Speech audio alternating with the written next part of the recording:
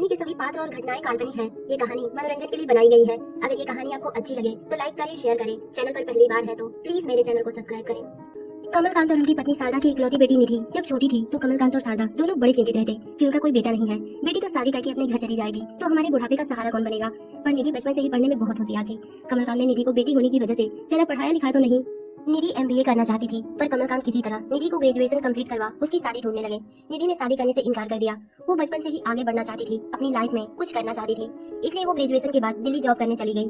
अच्छी डिग्री न होने की वजह से निधि को अच्छी जॉब तो नहीं मिली पर उसे एक छोटी सी कंपनी में सुपरवाइजर की जॉब मिल गई। निधि नौकरी पाकर बहुत खुश हुई क्योंकि निधि यही चाहती थी कि जॉब लग जाए और हाथ में थोड़े पैसे आ जाए तो मैं अपनी आगे की पढ़ाई पूरी कर लूंगी। निधि ने जब अपने नौकरी की खबर अपने पिता कमलकांत को दी तो वो भी बहुत खुश हुए क्योंकि कमलकांत एक प्राइवेट कंपनी में नौकरी करते थे। अब उनकी उम्र 58 साल हो चुकी थी और वो बीमार भी रहने लगे थे, जिस वजह से वो नौकरी छोड़ गांव रहने चले आए।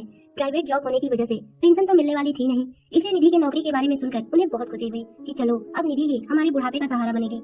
निधि को भी जब भी पेमेंट मिलता तो वो अपने लिए जरूरी पैसा रख सारा पैसा अपने मम्मी पापा के लिए गांव भेज देती। गांव के सभी अगल बगल के लोग निधि के पिता कमलकांत से निधि की तारीफ करते नहीं थकते। वो लोग निधि की तारीफ करते हुए कहते कि कमलकांत जी, आपकी बेटी निधि बेटी नहीं बल्कि आपका बेटा है। इतना ख्याल तो आपका बेटा भी होता तो आपका नहीं करता जितना कि आपकी बेटी निधि करती है। निधि की तारीफ सुन कमलकांत का सीना गर्व से चौड़ा हो जाता। कमलकांत और उनकी पत्नी शारदा अपनी बेटी निधि से बहुत खुश रहते। एक दिन संडे का दिन था। निधि अपनी सहेलियों के साथ एक छोटे से होटल में बाहर खाने खाने गई थी। सभी सहेलियां आपस में बात कर गप्पे मार रही थी। तभी निधि की नजर सामने रखे न्यूज़पेपर पर पड़ी। निधि वो न्यूज़पेपर उठा पढ़ने लगी। तभी उसके मुंह से एक आवाज निकल आई, छी।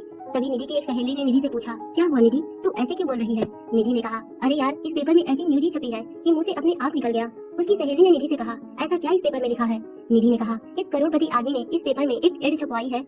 उस आदमी को एक खूबसूरत लड़की की तलाश है। निधि की सहेली ने निधि से कहा, तो क्या हुआ, हर आदमी को खूबसूरत लड़की चाहिए, इसमें छी बोलने वाली बात कहाँ से आ गई। निधि ने कहा, उस आदमी को लड़की शादी करने के लिए नहीं बल्कि सिर्फ बच्चा पैदा करने के लिए चाहिए। निधि की सहेली ने कहा, क्या तू ये क्या बोल रही है। निधि ने कहा, हाँ यार, इस आदमी को एक खूबसूरत लड़की इसलिए चाहिए कि वो आदमी उस लड़की से एक बच्चा पैदा करवा सके, यानी सेरोगेसी मदर, जिसके बदले में ये आदमी उस लड़की को 10 लाख रुपए देगा। इसलिए मेरे मुंह से निकल गया कि कोई लड़की इतनी भी गिरी हुई क्यों होगी कि पैसों के लिए किसी और का बच्चा पैदा करे और उसके बाद अपने बच्चे को किसी और को दे दे।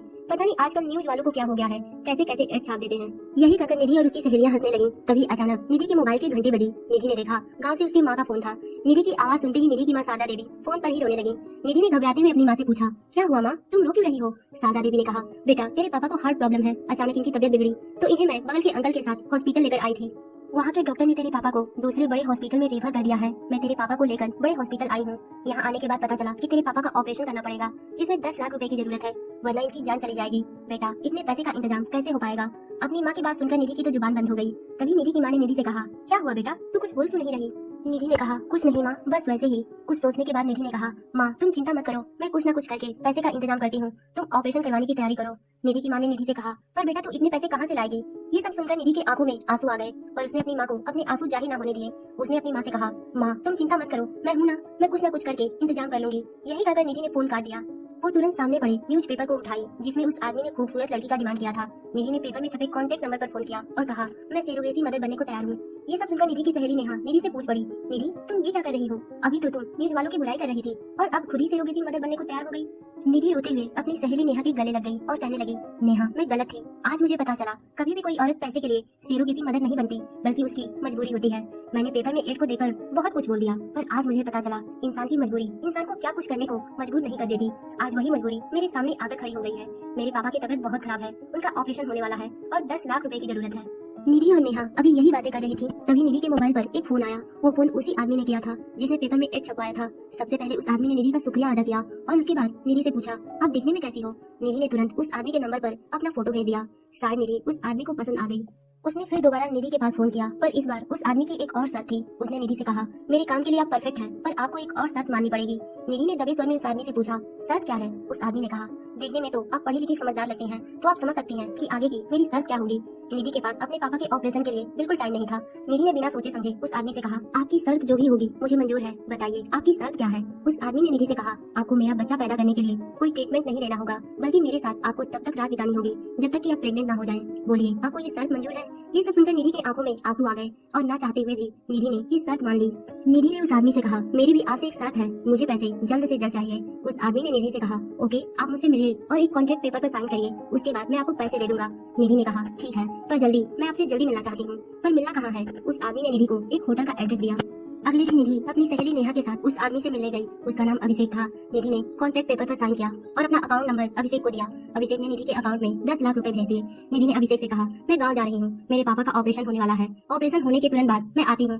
शाम की ट्रेन से निधि अपने गांव चली आई और अगले दिन उसके पापा का ऑपरेशन था। निधि के पापा कमलकांत का ऑपरेशन सक्सेसफुल हुआ। ऑपरेशन होने के कुछ दिन बाद निधि वापस दिल्ली चली गई। दिल्ली आने के बाद उसने सबसे पहले अभिषेक को फोन किया और पूछा कहाँ पर आना है। अभिषेक ने एक फ्लैट का एड्रेस दिया। निधि उस फ्लैट में गई। निधि जब उस फ्लैट में गई तो अभिषेक निधि को रूम में लेकर गया। रूम को सुहागरात के स्टेज की तरह सजाया धजाया गया था। ये सब देखकर निधि के आंखों से आंसू निकल रहे थे। वो मन ही मन सोच रही थी कि मेरी किस्मत कैसी है। मैंने अपनी शादी के लिए कितने सपने देखे थे। मेरी शादी होगी कि नहीं होगी ये तो मुझे नहीं पता, पर मेरी सुहागरात तो शादी के पहले ही होने वाली है। यही सब सोचकर निधि रो रही थी। अभिषेक ने निधि से कहा, निधि जी आप ये क्या कर रही हैं? आप रो क्यों रही हैं? आप रोए धोए, ये मुझे बिल्कुल पसंद नहीं। निधि ने जल्दी से अपने आंसू पोंछे। अभिषेक ने निधि को एक दुल्हन की तरह तैयार करवाया। निधि तैयार होकर सुहाग की स्टेज पर जाकर बैठ गई और अभिषेक का इंतजार करने लगी। भले ही निधि ने अपने आंसू पोंछ लिए थे, पर अंदर से उसका दिल बहुत रो रहा था। अभिषेक रूम में आया और निधि से ढेर सारी बातें की। निधि ने भी अपनी प्रॉब्लम अभिषेक के साथ शेयर की। कुछ देर बाद निधि और अभिषेक एक दूसरे में खो गए। अगली सुबह निधि जब सोकर उठी तो उसे नौकरी पर जाना था। अभिषेक ने निधि को नौकरी पर जाने से मना कर दिया। निधि ने कहा, नहीं मुझे नौकरी पर जाना ही होगा, मैंने बहुत दिनों से छुट्टी ली है, मेरा बहुत नुकसान होगा। अभिषेक ने निधि से कहा, निधि तुम चिंता मत करो, मैं तुम्हारी कंपनी में बात करके तुम्हारी छुट्टी बढ़वा देता हूँ, और रही बात पैसों की तो वो तुम मुझसे ले लेना।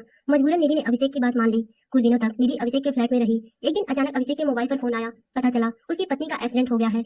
अभिषेक ने निधि से कहा, निधि मुझे जल्दी जाना होगा, मेरी वाइफ का एक्सीडेंट हो गया है। अभिषेक के साथ निधि भी साथ में हॉस्पिटल गई। वहां जाने के बाद पता चला कि अभिषेक की पत्नी नैना का एक्सीडेंट हुआ और मौके पर ही उसकी मौत हो गई। अपनी पत्नी की मौत की खबर सुनकर अभिषेक को एक धक्का सा लग गया और वो बहुत रो रहा था। कुछ दिनों तक निधि ने अभिषेक को संभाला। एक दिन अभिषेक ने निधि से कहा, निधि क्या तुम मुझसे शादी करोगी? अभिषेक के मुझसे शादी की बात सुनकर तो निधि की आंखों में खुशी के आंसू आ गए, क्योंकि वो कभी नहीं चाहती थी कि वो किसी भी लड़के को धोखा दे। अभिषेक के साथ पहली रात मनाने के बाद निधि ने यह ठान लिया था कि वो कभी भी किसी और लड़के से शादी नहीं करेगी। पर आज वो अभिषेक के फैसले से खुश थी। कुछ दिन बाद निधि ने अपने मम्मी पापा को फोन कर दिल्ली बुला लिया और अपने मम्मी पापा को सारी बातें बताई। निधि के मम्मी पापा दोनों निधि की ये बात सुनकर रोने लगे कि मेरी बेटी ने मेरे लिए इतनी बड़ी कुर्बानी दी। पर ये जानकर उन्हें खुशी हुई कि अभिषेक निधि से शादी कर रहा है। कुछ दिन में अभिषेक और निधि की शादी हो गई। आज निधि अभिषेक की पत्नी है। कहते हैं ना कि इंसान को कभी भी किसी के साथ गलत नहीं करना चाहिए। अभिषेक ने निधि के साथ गलत किया, क्योंकि वो चाहता तो ट्रीटमेंट के द्वारा भी बच्चा हो सकता था, पर वो अपने शौक के खातिर निधि का इस्तेमाल किया और उसे उसकी सजा भी मिली। पर निधि ने कभी भी किसी का बुरा नहीं चाहा। तो समय और सिचुएशन ने निधि का साथ दिया और उसकी शादी अभिषेक से हो गई। निधि को सबसे बड़ी खुशी तो ये है कि उसने जिसके साथ रात गुजारी आज वही उसका पति है। अभिषेक को भी अपने किए पर पछतावा है। तो दोस्तों ये कहानी आपको कैसी लगी कमेंट में बताइएगा। धन्यवाद।